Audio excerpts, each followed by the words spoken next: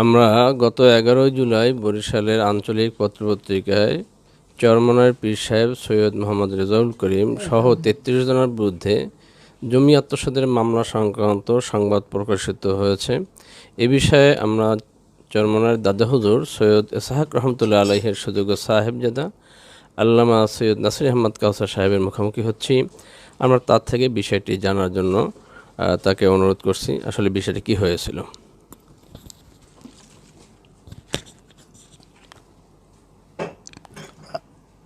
আসসালামু আলাইকুম ওরহমতুল্লাহি ওবারাকাতুহ।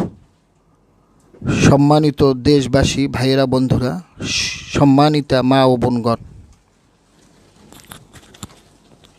চরমনাই পীর সাহেব হুজুরের বিরুদ্ধে জমি সংক্রান্ত মামলা বিষয়ক প্রকাশিত সংবাদের প্রতিবাদ স্বরূপ আমি আপনাদের মাঝে সাক্ষাৎ দিচ্ছি।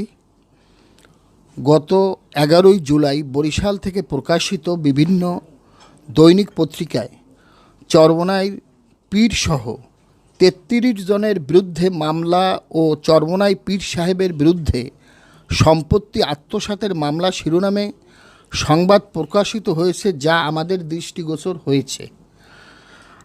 আমার আপন ভাই মাওলানা সৈয়দ রশিদ আহমদ ফিরদাউস সাহেব সম্পত্তির বন্টননামা সংক্রান্ত মামলা দায়ের করেছেন।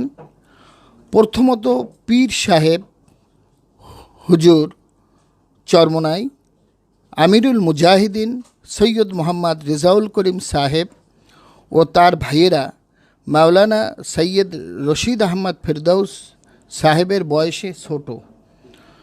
তারা সম্পত্তির ভাগ বাটোয়ারা করেন নাই।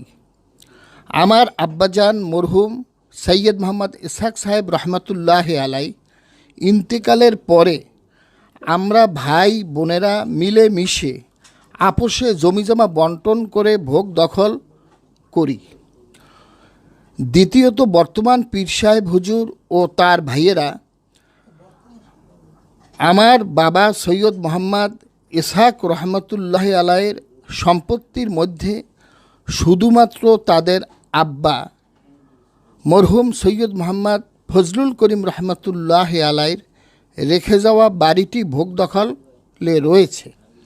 বাকি সম্পত্তি আমাদের সহ পিতা মরহুমের অন্যান্য ওয়ারিসদের মধ্যে রয়েছে।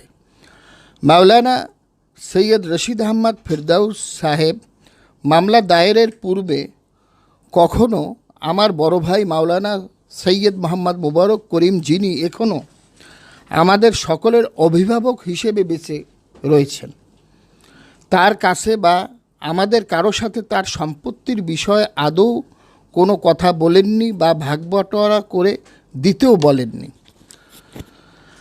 আসন্ন বরিশাল সিটি কর্পোরেশন নির্বাচনে আমাদের ইসলামী আন্দোলনের দলীয় প্রার্থীর বিজয়ের সম্ভাবনাময় পরিবেশ সৃষ্টি হওয়ার কারণে একটি অশুভ মহল, কুচক্রী মহল ঈর্ষান্বিত হয়ে বর্তমান পীর সাহেব হুজুর চরমনাইকে রাজনৈতিকভাবে হেয় প্রতিপন্ন করা ও ফায়দা নিতে সম্পূর্ণ অসৎ উদ্দেশ্য প্রণোদিতভাবে আমার ভাই সৈয়দ রশিদ আহমদ ফিরদাউস সাহেবকে দিয়ে এই মুহূর্তে এই বন্টন মামলাটি দায়ের করিয়েছেন। বন্টন মামলা অংশীদাররা সকলে মিলেও করতে পারেন, সেটা কোনো সংবাদের বিষয় হতে পারে? আসলেই তা হতে পারে না, যা আমাদের বোধগম্য নয়।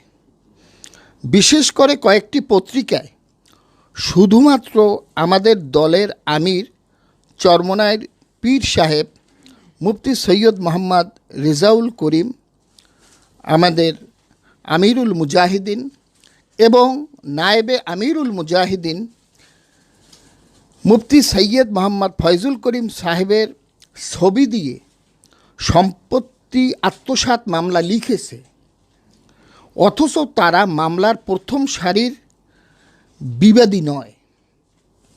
হাস্যকর বিষয় হচ্ছে, বন্টন মামলা আর আত্মসাৎ মামলা এক নয়।